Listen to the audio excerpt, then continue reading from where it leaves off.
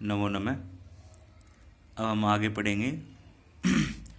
गुरु वचनम अमलमपि शल्यमिव महदुपजनयति श्रवणसितं शूलम अभव्यस्य। अर्थात गुरु का वचन अर्थात गुरु के उपदेश अमलमपि माने निर्मल होते हुए भी, शल्य माने जल के समान होते हैं, महद माने अत्यधिक, उपजन्यति माने उत्पन्न करते हैं, श्रवण माने कान में, सितम माने पढ़ने पर, शूलम माने पीड़ा, अभव्यस्य माने दुष्ट व्यक्ति के। अर्थात अब संपूर्ण लाइन का अर्थ देखें। गुरु के वचन निर्मल होते हुए भी यदि अभव्यस्य दुष्ट व्यक्ति के श्रवण सितम माने कान में पड़ते हैं तो महद शूलम अर्थात अत्यधिक पीड़ा उपजन्यमति माने उत्पन्न करते हैं। यदि दुष्ट व्यक्ति को हम अच्छे उपदेश देंगे तो उसके कान में पीड़ा होने लग जाएगी, अर्थात वो सुनना पसंद नहीं करेगा।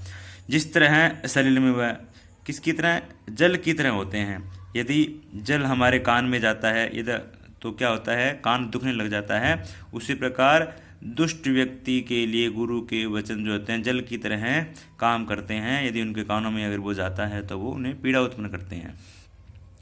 इत्रस्य माने दूसरी तरफ, अर्थात यदि वे ही गुरु के उपदेश अच्छे व्यक्ति के कान में पड़े तो क्या होता है, कर्ण इव माने हाथी के समान, कर्ण माने हाथी, इव माने समान, शंखाभरणम शंख के आभरणम माने आभूषण। जिस तरह हाथी के आननम, यहाँ पे आननम दिया है, आननम माने मुख, हाथी के मुख पर शंख के आभूषण क्या करते हैं, शोभा समूह को अधिकतम उपजनति अत्यधिक बढ़ा देते हैं। अर्थात कर्ण इव शंखावरणम, हाथी के मुख पर जो शंख के आभूषण पहनाए जाते हैं, शंख की माला पहनाई जाती है, वह उसके आननम शोभा अर्थात मुख की शोभा को अत्यधिक बढ़ा देती है। उसी प्रकार यदि इतरस्य अच्छे व्यक्ति को गुरु के उपदेश सुनाए जाए, इतरस्य माने दूसरी तरफ अच्छे व्यक्ति को गुरु के उपदेश सुनाए जाए तो क्या होगा, आननम शोभा उसके मुख की शोभा को अधिकतम उपजनति अत्यधिक बढ़ा देते हैं। और गुरु के उपदेश क्या करते हैं, हरति मलिनम अंधकारम, अत्यधिक मलिन अंधकार का हरण करता है, प्रदोष समय निशाकर है, अर्थात रात्रि के समय का निशाकर माने चंद्रमा। जिस तरह रात्रि के समय का चंद्रमा मलिन अंधकारम अत्यधिक मलिन अंधकार को हरति माने हर लेता है, उसी प्रकार गुरु को उपदेश क्या करते हैं, दोष जातम हमारे दोषों के समूह का हरण कर लेते हैं, अर्थात हमारे अज्ञान को दूर कर देते हैं और गुरु के उपदेश हमें ज्ञान देते हैं। और गुरु के उपदेश के बारे में बताया गया है, गुरु उपदेश प्रश्न हेतु, गुरु उपदेश जो होता है वो प्रश्न माने शांति का, हेतु माने कारण होता है या कारक होता है। गुरु उपदेश शांति का कारक होता है। वह क्या करता है, अब यहाँ से पूरी लाइन छोड़ के लास्ट में देखेंगे, गुण रूपेण गुरु का उपदेश जो शांति का कारक है वह क्या करता है, गुण रूपेण गुण रूप में, अर्थात हमारे जो दोष हैं उनको गुण रूप में, तदेव माने उसी प्रकार, परिणमयति माने बदल देता है। अर्थात गुरु का उपदेश हमारे दोषों को गुण रूप में उसी प्रकार बदलता है। किस प्रकार, अब यहाँ से देखेंगे। जिस प्रकार वह परिणाम, वह माने होता है उम्र, परिणाम माने अंतिम, उम्र की अंतिम अवस्था अर्थात वृद्धावस्था, वह परिणाम का अर्थ होगा वृद्धावस्था। जिस प्रकार वृद्धावस्था सिरसी जालम अर्थात सिर के बालों को, अर्थात हमारे सिर के बालों को अम्ली कुर्बन निर्मल करती हुई अर्थात स्वच्छ करती हुई, पलित रूपेण श्वेत रंग में, पलित रूपेण माने श्वेत अर्थात सफेद रंग में, परिणमयति माने बदल देती है। इस प्रकार वह परिणाम वृद्धावस्था सिरसी जालम अम्ली कुर्बन हमारे सिर के जाल माने बालों को निर्मल करती, अम्ली कुर्बन माने स्वच्छ करती हुई, निर्मल करती हुई, पलित रूपेण माने श्वेत रूप में, परिणमयति माने बदल देती हैं, तदेव माने उसी प्रकार गुरु के उपदेश, शांति के कारक गुरु के उपदेश हमारे दोष दातम दोषों के समूह को गुण रूपेण परिणमयति गुण रूपों में बदल देते हैं।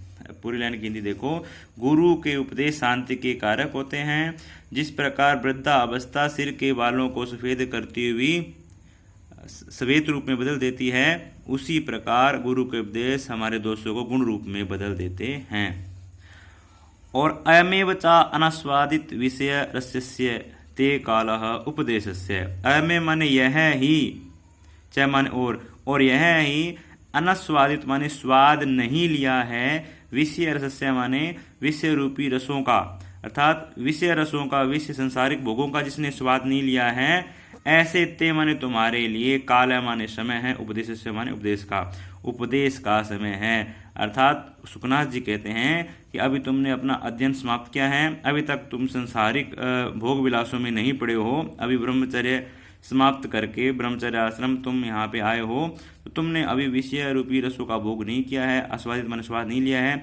इसलिए ते माने तुम्हारे लिए, अयम माने यह, काल माने समय, तुम्हारे लिए यह समय उपदेश का है, उचित समय है। कुसुम सर प्रहार जर्जिते हृदय। कुसुम सर होता है कामदेव।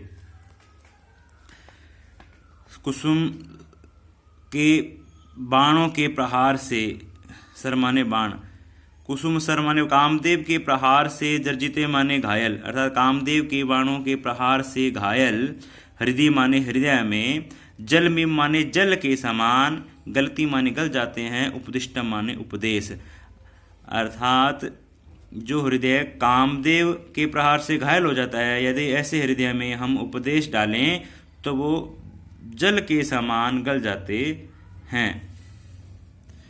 अकारणं च भवति। अकारणम च माने कारण नहीं, भवति माने होता है, दुष्प्रकृति माने दुष्ट स्वभाव के लिए, अन्वय माने परिवार, और श्रुतम माने विद्या या वेदाध्ययन, अविन्यस्य माने अविनय के लिए, अर्थात अविनम्रता के लिए। इसका अर्थ देखो, दुष्ट व्यक्ति के स्वभाव के लिए, अर्थात दुष्प्रकृति अर्थात दुष्ट स्वभाव के लिए, अन्वय माने परिवार और श्रुत माने विद्या, अविनम्य माने अविनम्रता का कारण नहीं होती। अर्थात कोई दुष्ट स्वभाव का व्यक्ति हो और वह अविनय से माने अविनम्रता दिखाए, तो उसकी दुष्ट स्वभाव वाले की अविनम्रता में उसका अन्वय माने परिवार और उसकी शिक्षा कारण नहीं होती। तो सुखनाथ जी कह रहे हैं कि माना कि तुम अच्छे कुल से हो और अच्छी तुमने शिक्षा ग्रहण करी है, पर जरूरी नहीं है कि तुम विनम्र हो, जरूरी नहीं है कि तुम विनम्र हो, तुम्हारा भी स्वभाव दुष्ट प्रवृत्ति का हो सकता है यदि तुम्हें ज्ञान, उचित ज्ञान नहीं होगा। तो कहते हैं कि दोबारा देखो, दुष्प्रकृते है, दुष्ट स्वभाव वाले की अविनय माने अविनम्रता का कारण, अन्वय माने परिवार और श्रुतम माने वेदाध्ययन, अकारणंच भवति कारण नहीं होता। क्योंकि चंदन प्रभवो, चंदन शीतल होता है फिर भी उसकी लकड़ी से उत्पन्न, अनला माने आग, किम न दहती क्या नहीं जलाती, दहती माने जलाना, चंदन की लकड़ी से उत्पन्न, प्रभव माने उत्पन्न, चंदन से उत्पन्न आग किम न दहती क्या नहीं जलाती है। संस्कृत में शब्द आगे पीछे होते हैं, तो इनको आप अन्वय के अनुसार कर्म से समझना है। किम व प्रशम हेतुना अपि, अथवा क्या प्रशम हेतुना अर्थात शांति का कारक, प्रशम हेतुना माने शांति का कारक। अब यहाँ अंतिम देखेंगे, वारिणा माने जल, शांति के कारक जल से, बड़वानला माने समुद्र की आग, न प्रचंड त्रिभवती अर्थात अत्यधिक तेज, न माने न नहीं, भवती माने होती। क्या शांति के कारक जल से, बड़वानल माने समुद्र की आग, न प्रचंड त्रिभवती अत्यधिक नहीं बढ़ती है, अर्थात बड़वानल कहते हैं समुद्र की आग को। कई बार समुद्र की लहरों के घर्षण से भी पानी में भी आग लग जाती है, और वो ही समुद्र की लहरें जो होती है उस आग को और बढ़ाती रहती है, तो समुद्र में लगने वाली आग को बड़वानल कहते हैं। तो वही, तो उसमें कहा गया है कि जल भी जो शांति का कारक होता है वो भी अगर आग बढ़ा देता है, तो हो सकता है अगर तुम्हें उपदेश ना दूं, अगर तुम ज्ञान ढंग से ना लो, तो शिक्षा दीक्षा प्राप्त किए हुए तुम भी गलत मार्ग का अनुसरण कर सकते हो, इसलिए तुम्हारे लिए उपदेश लेना बहुत अनिवार्य है। पहला प्रश्न, गुरु के वचन निर्मल होते हुए भी किसके कान में पीड़ा उत्पन्न करते हैं? दुष्ट व्यक्ति के। इसको उत्तर होगा अभव्यस्य। अगला प्रश्न, गुरु उपदेशः दोष जातम कथम हरति, अर्थात गुरु के जो उपदेश है दोष जातम माने दोषों के समूह को किस प्रकार हरण करते हैं? तो इसका उत्तर होगा प्रदोष समय निशाग्रह वह रात्रि के चंद्रमा के समान, अर्थात जिस की तरह हैं रात्रि के चंद्रमा की तरह हरण करते हैं। जिस प्रकार प्रदोष समय निशाग्रह मलिन अंधकारम हरति, अर्थात अत्यधिक अंधकार को हर लेता है, उसी प्रकार दोषों के समूह को हरण कर लेता है। अच्छा, अब इसमें कामदेव का पर्यायवाची कौन सा आया है? कुसुम सरय। अगला प्रश्न है मलिनम अंधकारम। मलिनम अंधकारम अर्थात यहाँ मलिन और अंधकार जो है इसमें विशेषण कौन सा और विशेष्य कौन सा है? मलिन तो हो गया विशेषण और अंधकार हो गया विशेष्य है। उपजन्यति, यहाँ उपजन्यति क्रिया का कर्ता कौन होगा? उत्पन्न करता है। कौन उत्पन्न करता है? पीड़ा कौन उत्पन्न करता है? गुरु को उपदेश उत्पन्न करता है ना, तो गुरु वचनम, तो यहाँ पे कर्ता होगा गुरु वचनम इति। इस प्रकार इसमें से बहुत सारे प्रश्न निर्माण बन सकते हैं, हो सकते हैं, वो तुम्हें स्वयं विचार करना है। अस्तु।